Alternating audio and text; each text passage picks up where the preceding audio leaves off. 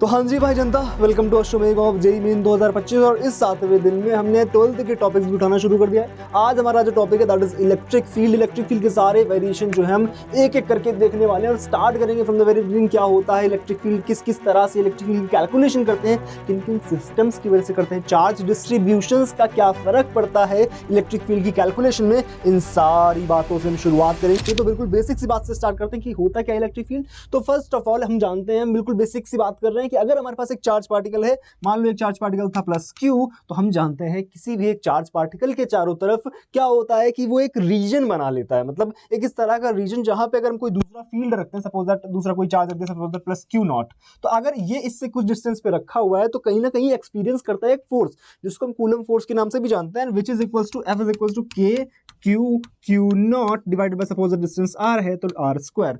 ये Coulomb force होता है दो चार्जेस के बीच में। लेकिन अब यहां पर बात क्या आती है कि फोर्स एक्सपीरियंस क्यों करता है कोई भी चार्ज पार्टिकल। लाइक अगर हमारे पास ये क्यू रखा हुआ था, अगर ये केवल क्यू था तो क्या ये अपने ऊपर कोई भी फोर्स एक्सपीरियंस कर रहा था? नहीं।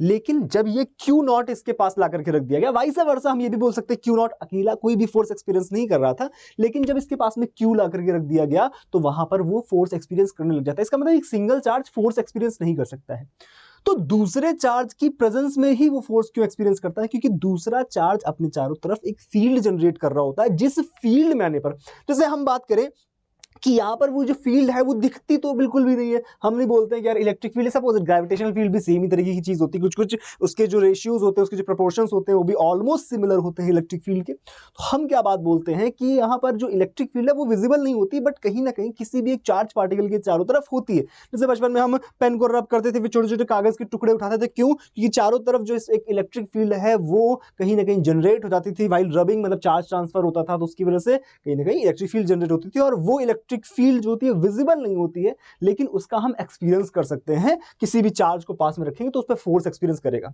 ठीक, तो हम इलेक्ट्रिक फील्ड को किस तरह से डिफाइन करते हैं? That electric field E that is equals to किसी भी चार्ज पे, सपोज इस हमें निकालना है कि इसकी वजह से कितना इलेक्ट्रिक फील्ड है, तो हम इनके बीच में फोर्स लिख रहे हैं, फोर्स और पर यूनिट चार्ज हम इस चार्ज की जगह पर निकाल रहे हैं, तो हम क्या बोलेंगे कि इस चार्ज को यूनिट चार्ज कर दो, यानी डिवाइड बाय क्यू नॉट।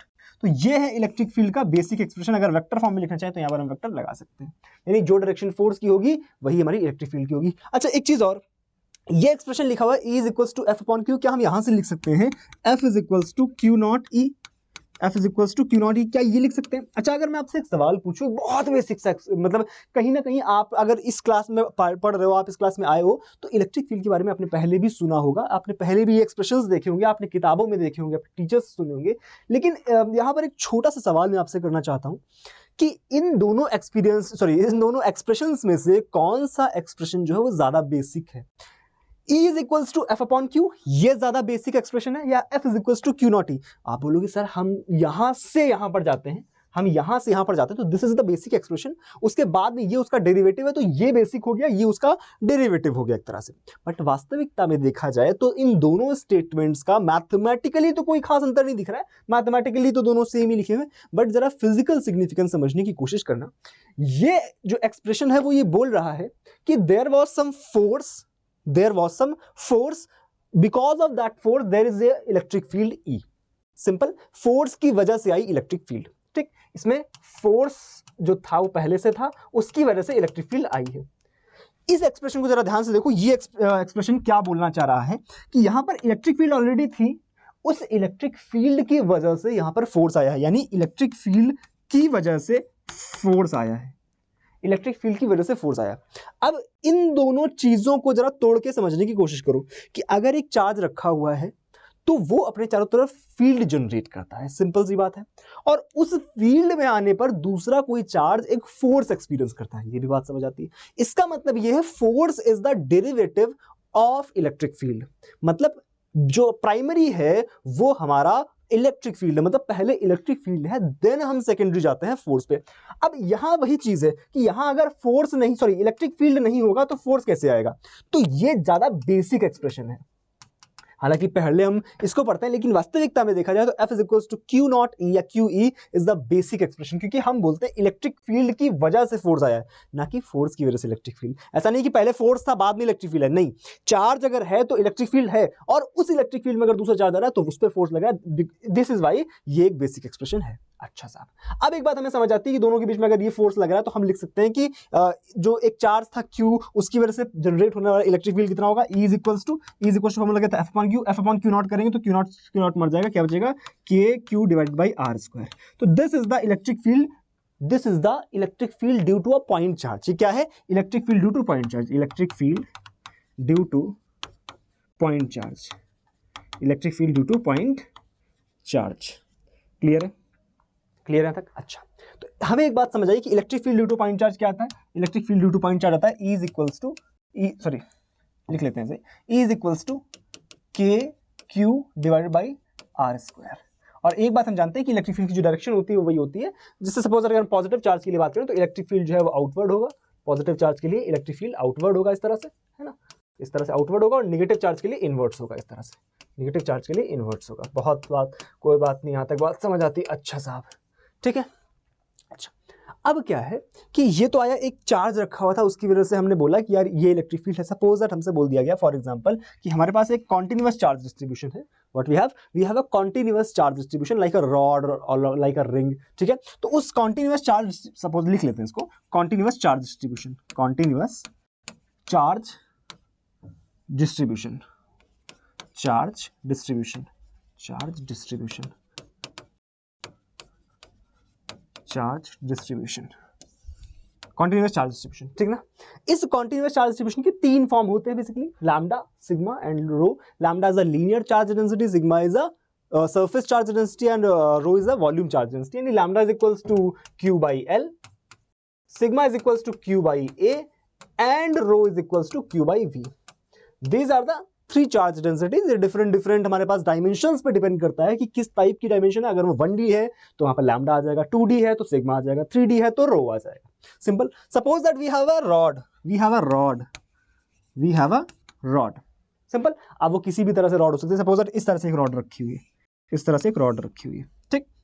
और इस रॉड का जस्ट अ सेकेंड, इस रॉड का अपन क्या करते हैं कि यहाँ पर इस रॉड की वजह से हम इलेक्ट्रिक फील्ड कैलकुलेट करते हैं, ठीक है। इस रॉड की वजह से अपन इलेक्ट्रिक फील्ड कैलकुलेट करते हैं। ध्यान से देखना, मान लो ये रॉड थी, ठीक है, अब बढ़िया लग रही देखने में, ठीक है साहब। और इस रॉड पे चार्ज डेंसिटी जो है that is lambda, charge density जो है लैम्डा, या आप बोल सकते हो क्यू चार्ज एल लेंथ में, तो आप इसको लेंथ दे दो एल या ए मान लेते हैं, बढ़िया लगेगा। ए इसकी लेंथ है, और हमसे बोला क्या गया है कि इससे ना ए डिस्टेंस पर ही हमें इस पॉइंट P पे इलेक्ट्रिक फील्ड की कैलकुलेशन करनी है। सिंपल। अब करने का प्रोसीजर क्या है, जरा ध्यान समझना। मैंने एक चीज आपको समझानी है कि यहां पर जब भी हमारे पास कॉन्टिन्यूअस चार्ज डिस्ट्रीब्यूशन हो तो कॉन्टिन्यूअस चार्ज डिस्ट्रीब्यूशन, अब हमें पता, देखो यार अभी तक हमने, अगर आपको मान लो पहले आपने कुछ भी नहीं पढ़ा तो हमें सिर्फ इतना पता है कि हमारे पास अगर एक पॉइंट चार्ज दिया गया है तो उस पॉइंट चार्ज की वजह से इलेक्ट्रिक फील्ड कितना प्रोड्यूस होगा ये हम निकालना जानते हैं। लेकिन लाइन चार्ज डिस्ट्रीब्यूशन या कोई भी हमारे पास कॉन्टिन्यूअस चार्ज डिस्ट्रीब्यूशन है तो उसकी वजह से इलेक्ट्रिक फील्ड निकालना तो अपन नहीं जानते। तो करने का तरीका क्या होता है कि जो भी आपके पास सिस्टम दिया गया, XYZ कोई भी सिस्टम हो, चाहे वो लाइन हो, चाहे वो रॉड हो, कुछ भी हो, ठीक है, चाहे वो रामलाल ही क्यों ना हो, ठीक है, तो हमें करना क्या होता है, उसको इनफाइनाइट टर्म्स में तोड़ना होता है, इनफाइनाइट पार्ट्स में तोड़ना होता है, ताकि हम उसके पॉइंट चार्जेस बना सकें। और पॉइंट चार्जेस की वजह से, हर एक पॉइंट चार्ज की वजह से इलेक्ट्रिक फील्ड निकालने वहां पर, और उन सारी इलेक्ट्रिक फील्ड्स को जोड़ दें। ये करने का सबसे आसान तरीका होता है इंटीग्रेशन। बच्चे, इंटीग्रेशन जब हम करते हैं तो इंटीग्रेशन का फिजिकल सिग्निफिकेंस यही होता है कि इंटीग्रेशन हमें कैलकुलेशन से बचाता है। जैसे मान लो हमारे पास ये रॉड है, इस रॉड को हम 10 भागों में तोड़ के हर एक टुकड़े की वजह से यहाँ पर इलेक्ट्रिक फील्ड निकालें और उनको सबको जोड़ दें, लेकिन हर टुकड़े की भी तो अपने, सपोज हमने इतना बड़ा एक टुकड़ा लिया, ये एक टुकड़ा लिया, तो इस टुकड़े के लिए इस पॉइंट पे जो इलेक्ट्रिक फील्ड निकलेगा तो इसकी खुद की भी तो कुछ लेंथ है, तो ये वाले पॉइंट की डिस्टेंस कुछ अलग, भाई हम फॉर्मूले में क्या लिखते हैं, Q/R², तो इस वाले पॉइंट की डिस्टेंस अलग है, इस वाले पॉइंट की डिस्टेंस अलग है। इसका मतलब क्या है कि हम यहां पर भी गलती कर रहे हैं, तो हम उसको इतने पतले टुकड़ों में काटते हैं जो टुकड़े की लेंथ हो वो इतनी पतली हो कि जो दोनों सिरे हैं, जो दोनों एंड्स हैं, उनकी उस पॉइंट से डिस्टेंस ऑलमोस्ट बराबर हो। तो इतने पतले टुकड़ों में, यानी अनंत टुकड़ों में उसको तोड़ देते हैं। यही फिजिकल सिग्निफिकेंस है इंटीग्रेशन का। अच्छा साहब, अब करते कैसे, जरा ध्यान से देखना, अब करते कैसे, ठीक है, अब करते कैसे, ठीक। देखो करने का तरीका क्या है कि जिस भी पॉइंट पे आपको निकालना है वहां से मान लो हमने x पर जाकर के, हमने dx का एक एलिमेंट लिया, हमने क्या किया, dx का एक एलिमेंट लिया। अब जैसे ये दो एंड है ना, ये दो एंड बहुत पास में, मतलब इनफाइनाइटली स्मॉल एलिमेंट होता है ये, ठीक। तो इस छोटे से एलिमेंट पे हम चार्ज लिखेंगे, छोटा सा charge dq, that is equals to Q is equal to क्या है, लैम्डा इंटू एल, यानी lambda into the length of the element, यानी lambda into dx, lambda into dx। और एक बात हम जानते हैं कि इस टुकड़े की वजह से जो इलेक्ट्रिक फील्ड की डायरेक्शन होगी वो ये आएगी, छोटा सा इलेक्ट्रिक फील्ड DE, छोटा सा इलेक्ट्रिक फील्ड DE।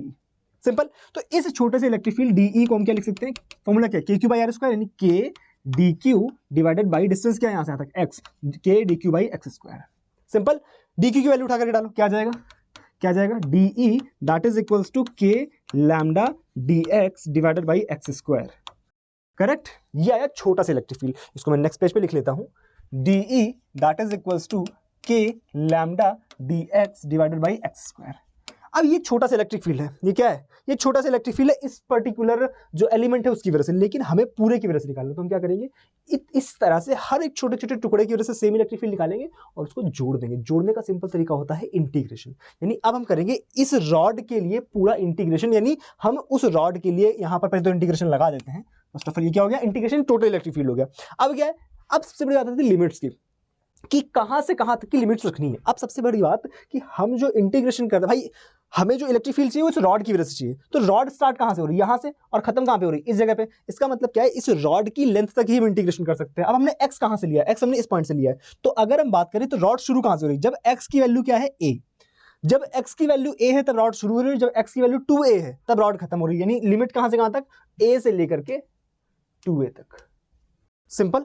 कर दो इंटीग्रेट, तो डी क्या हो गया, ई that is equal to K lambda 1 upon x square का integration minus 1 upon x, minus का 1 अपॉन एक्स, लिमिट डालेंगे ए से लेके 2a तक, डाल दो क्या आ जाएगा, के लैम्डा, ठीक है, 1 अपॉन ए माइनस 1 अपॉन 2a, क्या आ गया यहाँ से, K lambda by 2a। Correct है, सॉल्व हो गया, K lambda by 2a, this is the electric field due to this particular rod. इस पर्टिकुलर रॉड की वजह से इस तरह से इलेक्ट्रिक फील्ड निकाल लेते हैं। अब मान लो यही रॉड हमें हॉरिजॉन्टल रॉड दी होती, अब यही रॉड में हॉरिजॉन्टल रॉड दी होती कुछ इस तरह से, मान लो सॉरी वर्टिकल रॉड है ना, वर्टिकल रॉड दी होती है इस तरह से, ठीक, और इसकी वजह से हमें r डिस्टेंस पे इलेक्ट्रिक फील्ड निकालना है इस पॉइंट पे। अब मान लो इसकी लेंथ जो है वो l है, और जो ऊपर वाला पॉइंट है वो हमारे पास θ1 एंगल बना रहा है, ये एंगल कितना है, θ1 है, और ये एंगल कितना है, θ2 है, ठीक, ये डिस्टेंस r है। अब बताओ इस पे अगर चार्ज डेंसिटी लैम्डा है तो इस पर्टिकुलर पॉइंट पे क्या होगा हमारे पास इलेक्ट्रिक फील्ड, यहाँ पे उसी लाइन पे इलेक्ट्रिक फील्ड निकाला था, यहाँ पर उसके परपेंडिकुलर भी इलेक्ट्रिक फील्ड निकाल सकते हैं। तो करने का तरीका बिल्कुल सिमिलर रहेगा, करने का तरीका बिल्कुल सिमिलर रहेगा कि हम क्या करेंगे, x पर जाकर के dx का एलिमेंट, फिर से वही चीज, x पर जाकर के dx का एलिमेंट, इस या इसको ऐसे बोल सकते हैं कि थीटा पर जाके डी थीटा का एलिमेंट, ये कितना है, डी थीटा है, ये कितना है, डी थीटा है, थीटा पर जाकर के डी थीटा का एलिमेंट। इसकी पूरी कैलकुलेशन में नहीं करने जा रहा हूँ, कैसे कर भी सकते, कोई बहुत बड़ी बात नहीं है, लेकिन कैलकुलेशन में बहुत टाइम जाएगा, तो मैं आपको सिंपल बताता हूँ कि हम कर क्या रहे हैं, पहले समझाता हूँ, ठीक है, कि ये जो हमने छोटा सा एलिमेंट लिया है, छोटे से एलिमेंट पे छोटा सा चार्ज फिर से लिखो, छोटा सा चार्ज डी कितना आ जाएगा, फिर से भाई लैम्डा डीएक्स, और इस लैम्डा डीएक्स की वजह से इलेक्ट्रिक फील्ड आएगा उसकी डायरेक्शन क्या आएगी, इस तरह से away from it, away from the charge. अच्छा, ये छोटा सा इलेक्ट्रिक फील्ड डीई है, क्या हम लिख सकते हैं जब छोटा सा electric field DE that is equals to K Q by R square होता है, तो K D Q divided by R कितना है, ये डिस्टेंस हमें नहीं पता है, तो मान लो ये डिस्टेंस जो है, ये वाली जो डिस्टेंस है, this distance is some A, this distance is some A, ठीक, तो क्या लिख सकते हैं, K D Q by A square. Simple, D Q की वैल्यू क्या, लैम्डा डी एक्स, उठा करके डालो, तो K lambda D X divided by A square.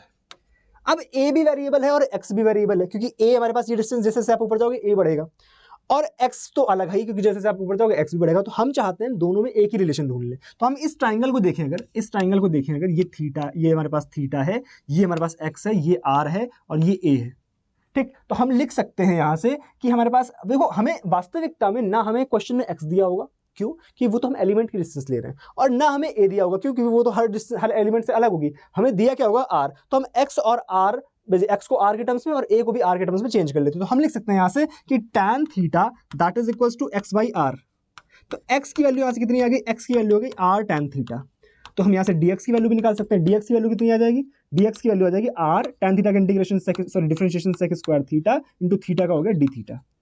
Correct. Similarly a और r में यहाँ पे cos का रिलेशन है, तो cos theta is equals to r upon a, तो यहाँ से r क्या आ जाएगा, या a क्या आ जाएगा, a इज इक्वल्स टू हो जाएगा r sec थीटा। ये दोनों वैल्यूज उठा करके यहाँ रख देंगे, क्या आ जाएगा, ध्यान से देखना, हमारे पास क्या छोटा सा जो electric field D that is equals to K lambda dx की वैल्यू क्या आई, dx की वैल्यू आई थी हमारे पास r sec square theta into d theta, r sec square theta into D theta divided by A square था, divided by क्या था, डिवाइडेड बाई था ए स्क्वायर। तो ए की वैल्यू क्या है, आर सेक थीटा, उठा करके डाल दो, तो R square sec square theta, R square sec square theta. ये आया छोटा सा इलेक्ट्रिक फील्ड। अब लेकिन यहाँ पर सबसे बड़ी बात क्या आती है कि ये जो इलेक्ट्रिक फील्ड आया है ये ऐसे तिरछी डायरेक्शन में आया, तो हम क्या करते हैं, इसको तोड़ते हैं दो भागों में। कौन कौन से दो भाग, जरा ध्यान से देखना, कौन कौन से।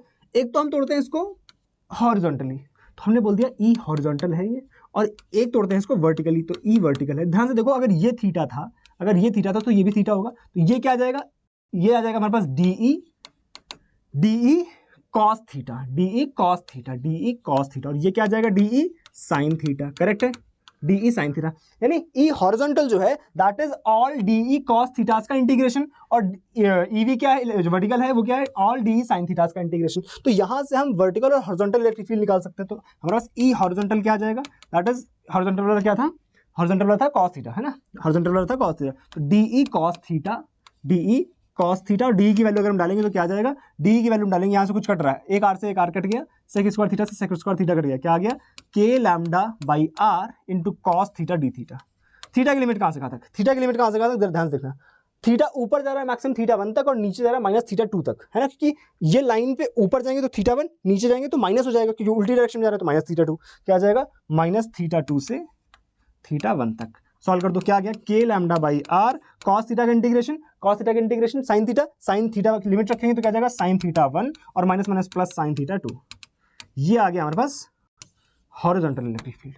सिमिलरली वर्टिकल लिख सकते हैं, ई वर्टिकल क्या आ जाएगा, ई वर्टिकल आ जाएगा फिर से वही चीज, के लैम्डा बाई साइन थीटा कर दो, K lambda by R sine theta into D theta, ठीक, माइनस थीटा 2 से थीटा 1, साइन थीटा का इंटीग्रेशन माइनस कॉस थीटा क्या आ जाएगा, के लैम्डा बाई आर, और माइनस है तो क्या आ जाएगा, cos theta 2 minus cos theta 1. This is the vertical electric field. This is the vertical electric field. Simple. अब मान लो मैं तुमसे बोलता हूं ये तो फाइनाइट रॉड थी जिसकी वजह से मैं इलेक्ट्रिक फील्ड निकाला था, हमने इजीली निकाल दिया। अब इसी में बोल दूं कि यार ये इनफाइनाइट कर देते हैं, इसको क्या कर देते हैं, इनफाइनाइट रॉड बना देते हैं। चलो शाबाश, बना दो, बनाओ इनफाइनाइट रॉड, कुछ भी लेंथ कर सकते हो, आपको कुछ भी खेल सकते हो इसमें, इनफाइनाइट रॉड कर दो, इनफाइनाइट रॉड। तो इनफाइनाइट रॉड के लिए क्या हो जाएगा, कारण सोचो कि अगर इनफाइनाइट है रॉड, मतलब उसकी लंबाई इधर भी अनंत तक है, इधर भी अनंत तक है, और एंगल कैसे बनता है, मान लो आप इमेजिन करना कि मेरे सामने एक रॉड है, उसके एंड यहाँ कहीं है, उसके एंड यहाँ कहीं, तो अगर मुझे एंगल, मैं वो पॉइंट हूँ, मेरी नाक वो पॉइंट है जहाँ पे इलेक्ट्रिक फील्ड निकालना है, तो ऐसा बन रहा था थीटा 1, ऐसा बन रहा था थीटा 2। लेकिन अगर रॉड की लेंथ इधर भी इनफाइनाइट चली जाए और इधर भी इनफाइनाइट चली जाए, तो मेरे हाथों को उस एंड को छूने के लिए पूरा फैलाना पड़ेगा, यानी थीटा 1 भी 90 और थीटा 2 भी 90। इसका मतलब क्या है, अगर इनफाइनाइट रॉड है तो theta 1 is equal to theta 2 is equal to 90, theta 1 is equal to theta 2 is equal to 90 degree डाल दो, सिंपल। तो फॉर्मूले में डाल दो, तो ई हॉरिजॉन्टल क्या आ जाएगा, ई हॉरिजॉन्टल आ जाएगा थीटा 1 90 थीटा 2 90, साइन 90 मतलब 1, साइन 90 मतलब 1 यानी 2, ठीक है। तो क्या आ गया यहाँ से, ई हॉरिजॉन्टल क्या आ गया, 2k lambda by R, simple simple. और वर्टिकल क्या आ जाएगा, cos 90 माइनस cos 90 यानी 1 माइनस 1 0, तो ई वर्टिकल क्या आ जाएगा, 0, खत्म। अब इसी तरह से अगर सेमी इनफाइनाइट सपोज दैट दिया गया हो, क्या दिया गया हो, semi infinite, semi infinite, semi infinite, तो सेमी इनफाइनाइट के केस में क्या होगा, एक तरफ तो cos 90 बन जाएगा, लेकिन दूसरी तरफ तो सेमी है ना, तो वहां पे क्या बच जाएगा, cos 0, या थीटा 1 इज इक्वल टू 0 मान लो, ठीक है, थीटा इज इक्वल टू 0 मान लो, और थीटा 2 इज इक्वल टू 90 कर दो, सिंपल। तो ई हॉरिजॉन्टल क्या आ जाएगा, ई हॉरिजॉन्टल आएगा cos 90 plus sorry sine 90 plus sine 0, यानी एक ही आएगा, तो K lambda by R. E vertical क्या आ जाएगा, ई वर्टिकल आ जाएगा cos थीटा 2 मतलब 90 मतलब 1, और cos 0 मतलब हमारे पास cos 90 मतलब 0 और cos 0 मतलब 1, यानी माइनस के लैम्डा बाई आर। तो this is the electric fields for semi infinite wire. तो इस तरह से आपको कोई भी रॉड टाइप का सिस्टम दिया होगा, चाहे आप उसके उसी की एक्सेस पे निकालना हो, चाहे उसके परपेंडिकुलर निकालना हो, हम हर जगह पे इलेक्ट्रिक फील्ड कैलकुलेट कर सकते हैं। सिमिलरली मान लो हमारे पास दिया गया है कुछ रिंग टाइप में, एक रिंग है, ठीक, रिंग पे चार्ज डेंसिटी है लैम्डा और इसकी रेडियस है आर, ठीक, सिंपल। आपसे बोल देगा बताओ इसके सेंटर पे इलेक्ट्रिक फील्ड कितना होगा, तो आप खुद सोचो कि अगर हम बात करें एक रिंग है, पूरा कॉन्टिन्यूअस चार्ज डिस्ट्रीब्यूशन, कोई भी यहाँ पर या बोल सकते हैं यूनिफॉर्म चार्ज डिस्ट्रीब्यूशन है, ठीक है ना, यूनिफॉर्म चार्ज डिस्ट्रीब्यूशन यानी जितना हम यहाँ पर मान लो कोई एलिमेंट यहाँ पर लेते भी हैं, मान लो हम यहाँ पर कोई एक एलिमेंट लेते भी हैं, तो उस एलिमेंट की वजह से यहाँ पर इलेक्ट्रिक फील्ड इधर आएगा, सिमिलरली यहाँ पर एक इलेक्ट्रिक फील्ड होगा जिसकी वजह से इलेक्ट्रिक फील्ड इधर कहीं होगा, दोनों एक दूसरे को मार काट देंगे, काम खत्म, खत्म, ठीक है ना। तो अगर हमारे पास एक फुल रिंग है, कंप्लीट रिंग है जिसपे यूनिफॉर्म चार्ज डिस्ट्रीब्यूशन है, तो वहां पर इलेक्ट्रिक फील्ड सेंटर पे कितना हो जाएगा, यहाँ पे इलेक्ट्रिक फील्ड कितना हो जाएगा, 0, अगर ये यूनिफॉर्म है, अगर लैम्डा क्या है, यूनिफॉर्म है, लेकिन अगर हमारे पास मान लो हाफ रिंग है, मान लो क्या है, हाफ रिंग है इस तरह से, आर रेडियस लैम्डा, अब यहाँ पे क्या जीरो होगा? नहीं। कैसे करेंगे? ध्यान देखो, थीटा पर जाकर के फिर से वही चीज, डी थीटा का एलिमेंट और इसकी लेंथ क्या हो जाएगी, आर डी थीटा। सिमिलरली यहाँ पर इसके वजह से इलेक्ट्रिक फील्ड इधर आएगा, इधर छोटा सा इलेक्ट्रिक फील्ड डीई, सॉल्व खुद करोगे इसको, ठीक है, मैं हिंट दे रहा हूँ सिर्फ। डीई फिर से भाई दो कंपोनेंट करोगे, एक इधर आएगा DE cos theta, DE cos theta, और इधर आएगा डीई साइन थीटा। तो फिर से भाई हॉरिजॉन्टल और वर्टिकल, डीक्यू में इसमें निकाल के मैं दे रहा हूँ, डीक्यू क्या आ जाएगा, लैम्डा डीएक्स होता है, लैम्डा डीएक्स इतना आर डी थीटा। बाकी सिमिलर कैलकुलेशन है जैसे हमने रॉड में करी थी, काम खत्म। लेकिन अगर मैं बोलूँ आपसे कि यहाँ पर ना चार्ज डिस्ट्रीब्यूशन कॉन्टिन्यूअस नहीं है, चार्ज डिस्ट्रीब्यूशन आपको कुछ वेरिएबल दिया हुआ है, जैसे मान लो हमारे पास इस तरह से कि जो लैम्डा दिया है, सपोज दैट वेरिएबल के लिए अगर हम बात करें, इसके लिए वेरिएबल चार्ज डिस्ट्रीब्यूशन के लिए बात करें, वेरिएबल चार्ज डिस्ट्रीब्यूशन है अगर, वेरिएबल चार्ज डिस्ट्रीब्यूशन है अगर, चार्ज डिस्ट्रीब्यूशन है, ठीक है। तो मान लो हमारे पास एक रॉड थी इस तरह से, और इस पे जो charge density that is lambda is equal to lambda naught x, इस तरह से, या एक्स स्क्वायर, कुछ भी हो सकता है यहाँ पर, ठीक। अब बोल दीजिए इसकी लेंथ ए थी, इससे ए डिस्टेंस पर हमें इलेक्ट्रिक फील्ड निकालना, तो उसमें बस कुछ खास नहीं करना होता है कि जब हमने एक्स पर जाकर के dx का एलिमेंट लिया था ना, ये dx का एलिमेंट लिया था, तो इसके लिए छोटा सा जो चार्ज है वो क्या लिखते हैं, लैम्डा dx लिखना होता है, लैम्डा dx। तो लैम्डा की जो वैल्यू डालनी है वो डाल दो लैम्डा नॉट एक्स और dx। अब यही हम जब उठा करके वहां डालेंगे छोटे से इलेक्ट्रिक फील्ड में, तो एक एक्स से एक एक्स कैंसिल हो जाएगा, इंटीग्रेशन जो है उसका फॉर्मूला चेंज हो जाएगा, बाकी सारी चीजें सेम रहेंगी। क्लियर यहाँ तक? अरे 100% डन है। तो इस तरह से किसी भी सिस्टम का हम इलेक्ट्रिक फील्ड जो है कैलकुलेट करते हैं, चाहे वो वेरिएबल चार्ज डिस्ट्रीब्यूशन वाला हो, चाहे वो आपका यूनिफॉर्म चार्ज डिस्ट्रीब्यूशन वाला हो, कॉन्टिन्यूअस के लिए, दोनों तरीके से हम जो कैलकुलेशंस हैं वो कर सकते हैं, ठीक।